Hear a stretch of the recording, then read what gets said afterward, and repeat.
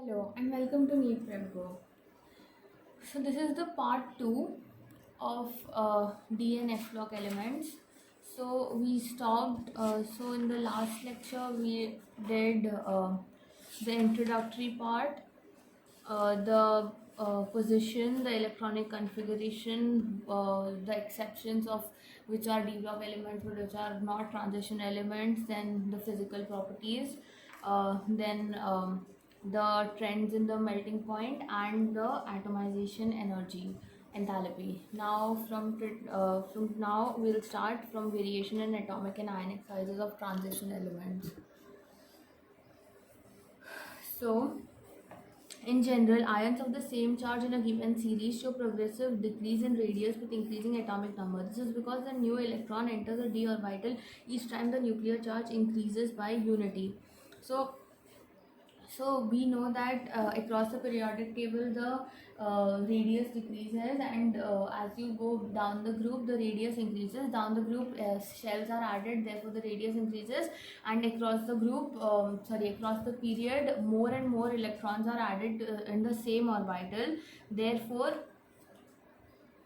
each time the nuclear charge increases. It may be recalled that shielding effect of d electron is not that effective, right? We had read about it in previous classes. Hence the net electrostatic attraction between nuclear charge and the outermost electron increases. So the since the shielding effect that is when an electron shields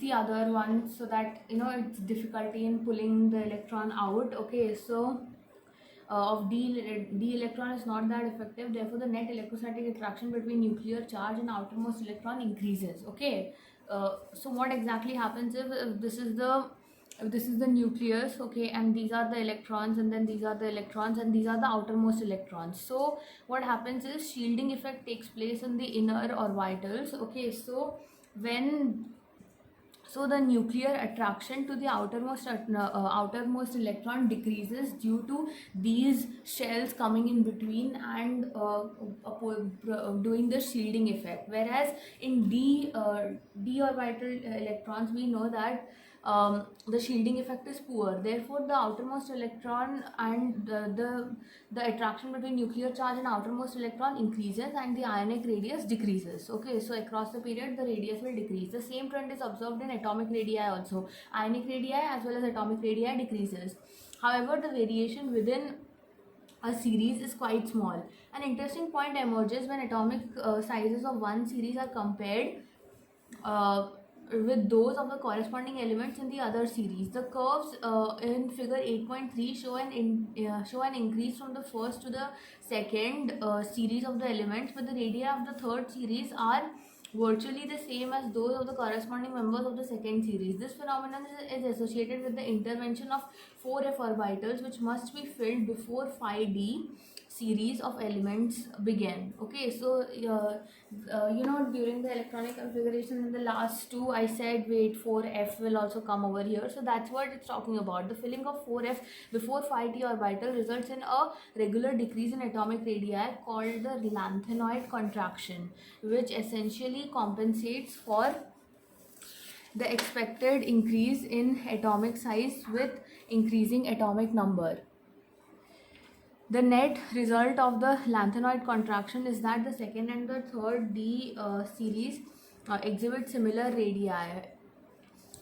So zirconium and hafnium have very similar physical and chemical properties, which much more than affected on the basis of usual family relationship. Okay, so in 8.3 we can see that scandium is the green one. Okay, we can see that from scandium regularly, that is we can take this as 3D. Okay, 3D period regularly the atomic radii decreases. In zinc it's higher because it's completely filled d orbital. Okay, then we see the blue one. Okay, wherein it decreases, and then red, lanthanum, hafnium, tantalum. So here we see that the first so here we see that the curves that when the atomic size of one series are compared to those of the corresponding elements in other series, okay, the curves show an increase from 3D to second 4D series. Okay, so from 3D to 4D, okay, this is 3D, this is blue one is 4D, red one is 5D. So from 3D to 4D there's a significant increase. Okay, one more shell is added, and therefore between both of them the atomic radii a huge difference can be noticed. But then between the 4D and the 5D series, okay, they are virtually same corresponding numbers. This phenomenon is associated because of the 4f orbitals, okay, which need to be filled before 5D.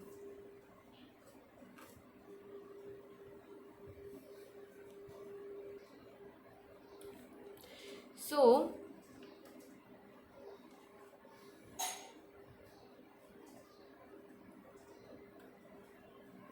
the same trend is yeah.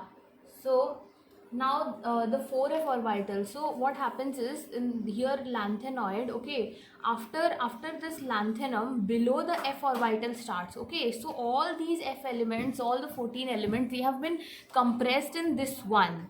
Okay, so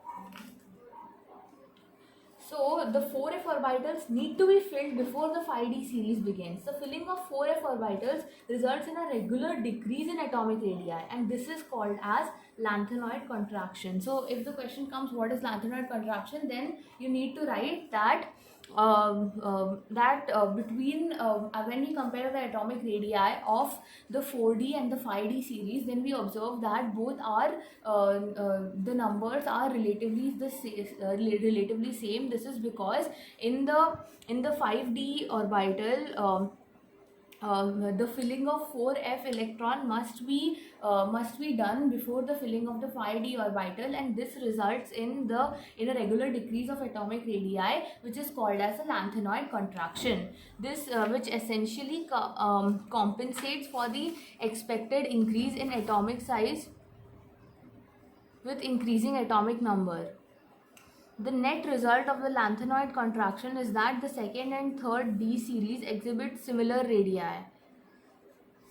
and they have very similar physical and chemical properties. So due to the lanthanoid contraction, the second and the third D series, okay, they have very similar radii, and they have very similar physical and chemical properties too.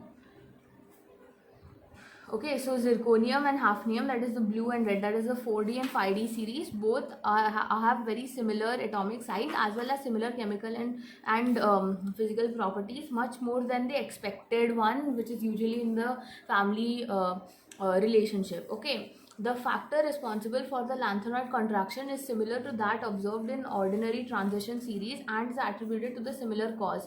The imperfect shielding of one electron by another in the same set of orbitals. However, the shielding of one 4f electron by another is less than that of one d electron by another, and as the nuclear charge increases along the series, there is fairly regular decrease of the size in the 4fn orbitals. So we know that the atomic radii decreases further, okay, because the atomic radii, why does it decrease further? Because the shielding effect by 4D electron is poor, okay, but the shielding effect by 4f orbitals is even more poor. Therefore the nuclear charge increases even more, and hence the atomic radius decreases rapidly. Okay, so now the decrease in metallic radius occupied with the increase in atomic mass results in general increase in the density of these elements. Thus, from titanium to copper, the significant increase in the density may be noted. Okay, so the decrease in metallic radius coupled with increase in the atomic mass, okay, leads to increase in density. Therefore, from titanium to copper, significant increase in density can be noted in table 8.2. So here you can see table 8.2.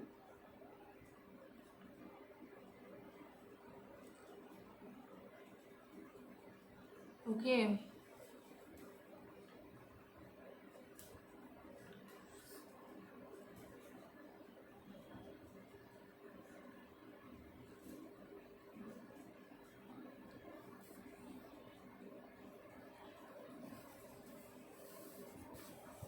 Now, why do the transition elements exhibit higher enthalpies of atomization?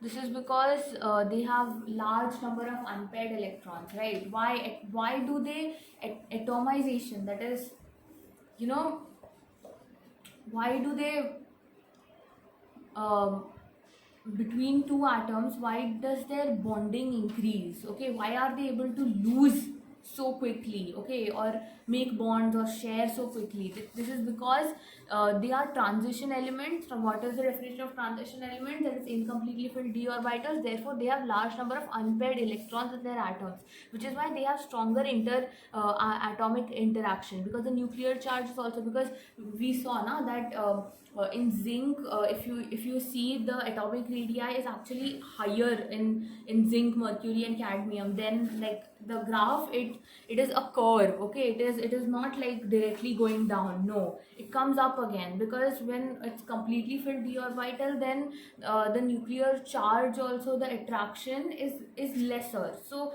when when it is incompletely filled, then the electron needs, okay, it needs to lose or it needs to gain. So there is a need, there is specific charge over there, which is why stronger bonding is there, resulting in higher enthalpies of atomization. So in this series, scandium, that is 21 atomic number, and zinc, that is 30, the enthalpy of atomization of zinc is lowest, okay. Why? This is because it's completely filled, therefore it does not have any unpaired electrons. Therefore the bonding will be very weak, and it will take a lot of energy to remove an electron also in order to bond, because it has no unpaired electron, therefore it does not have the need to bond either, okay. Now we come to ionization enthalpy. There is an increase in ionization enthalpy along each series of the transition elements from left to right due to increase in nuclear charge, which accompanies filling of the inner d orbitals. Okay, so we know that ionization enthalpy increases across the period and decreases down the group. Why does it increase across the period? Because as you know, the as we keep adding more and more electrons, the nuclear charge ठीक है, the shielding effect in d electrons is poor, therefore the nuclear charge, that is of attraction between the nuclear charge and the outermost d electron is higher, therefore the atomic size decreases, and since therefore the bonding between of the outer valence electrons with the nucleus is even much higher, hence as the electrons keep, yeah, so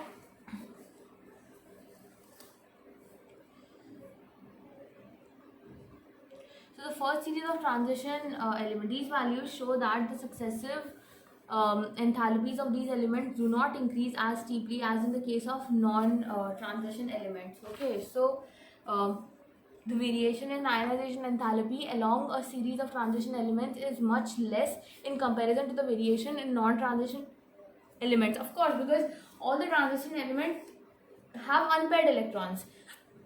Excuse me, just a second.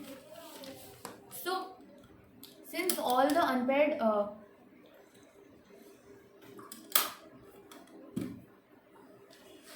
since all the transition elements have unpaired electrons, then of course, like the ionization enthalpy is what, basically when you remove an electron, okay, the energy taken to remove an electron. So when is the energy highest? When you remove it from a partially stable, that is half filled or completely filled orbital. So in non-transition elements, it's obviously more, whereas in transition elements, there's already, especially for d orbital, where the shielding effect is also poor, plus like the you don't need that much, all are unpaired electrons, so you don't need that much energy to remove an electron. Therefore across the period, the variation in ionization enthalpies is very less as compared to that of non-transition elements. So the first ionization enthalpy in general increases, but the magnitude of the increase in the second and third ionization enthalpy for successive elements is much higher along a series. Okay, so the irregular trend in the first ionization enthalpy of the metals of 3D series, though of little chemical significance, can be accounted for by considering that removal of one electron alters the relative energies of 4s and 3d orbitals. Of course, so here what happens is that since we have already established the fact that 3d and 4s orbitals, they have very less energy difference between them. So if you remove like one electron from 3d orbital, then like the attraction, stronger force of attraction, that is 4s, will also, one of 4s will go over there to make it stable. Like it's very unstable. So you are basically like altering the relative energies of both 4s as well as 3d orbitals. So you must have learned that when 3d elements form ions, ns electrons are lost before n minus 1 d electrons. Okay, before d, ns are lost. So as we move along the period in 3d series, we see that the nuclear charge increases from scandium to zinc, but electrons are added to the orbital of inner subshell, that is 3d orbitals. These 3d electrons shield the 4s electrons from increasing nuclear charge somewhat more effectively than the outer shell electrons can shield one another. So therefore the atomic radii decreases less rapidly. Thus ionization energies increase only slightly along the 3d series. The doubly or more highly charged ions have dn configuration with no 4s electrons. A general trend of increasing values of second ionization enthalpy is expected as the effective nuclear charge increases, because 1d electron does not shield another from the influence of nuclear charge, because d orbitals differ in direction. However, trend of steady increase in second and third ionization enthalpy breaks for the formation of manganese and ferrous respectively. In both cases, ions have d 5 configuration. Okay, so manganese because it's already half filled, iron because one of the s electrons goes to the 3d orbital and makes it half filled, that is stable. So similar breaks occur at corresponding elements in later transition series too. Okay, so here many things have been told. Firstly, they have said that irregular trend of the first ionization enthalpy. Okay, like first only little bit increase, then second and third, that is it's even more higher increases there. Okay, why it is? Because it can be accounted by considering that one electron alters the energy of both. So after that the ionization enthalpies are high. Okay, then we also see that 4s gets lost before n minus 1 d. Okay, and the d electrons of the d orbital, they shield each other way lesser than they shield the 4s electron. So their shielding effect for 4s electrons is higher, which actually lessens the nuclear charge, and therefore the atomic size does not decrease as rapidly as it should, because the 3d electrons shield the 4s electrons. Now it is a bit contradicting to what we studied earlier, but here we are basically studying on the basis of ionization enthalpy, that is when you remove one electron in that case.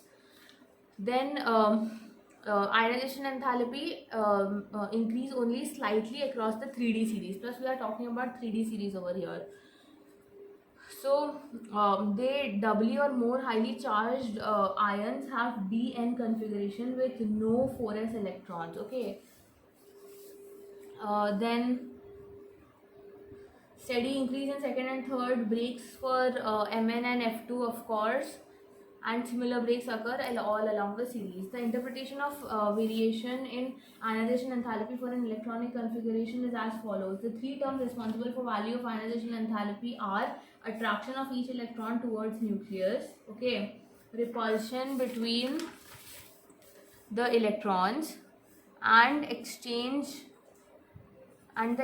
of energy. Okay, so the three terms, what are the three terms responsible for the value of ionization enthalpy? That is attraction of each electron towards each other, repulsion between the electrons, and the exchange energy. Exchange energy is responsible for stabilization of energy state. Exchange energy is approximately proportional to the total number of possible pairs of parallel spins in the degenerate orbital.